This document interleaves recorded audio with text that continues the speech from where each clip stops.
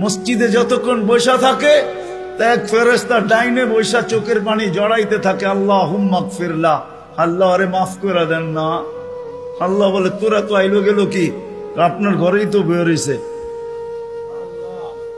আমাকে জিজ্ঞাসা করেন কেন তোর দিলে এত ব্যথা কেন?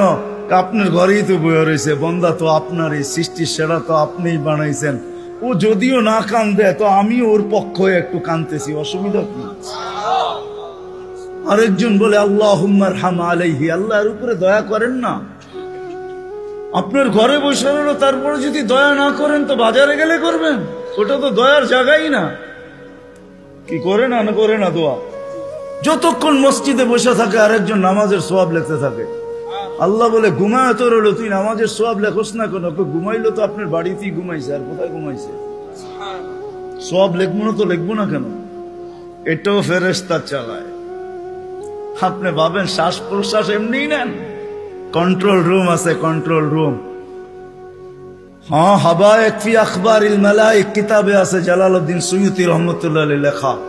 যখন শ্বাস নেই তো ফেরেশতা বলে আল্লাহ আমসিকা ওয়াতরুক, বন্ধ করে দিব না খোলা রাখবো? আল্লাহ 1,60,000 বার মেসেজ থ্রো করে, অটো উতরুক আলী আবদি আজাল, খোলা রাখ, সীমা রেখা দেওয়া আছে।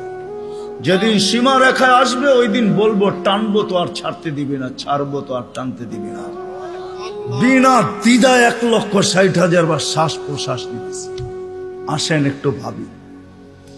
সুর তো আমার কাছে নাই যে আমি আপনাদেরকে পাগল করব।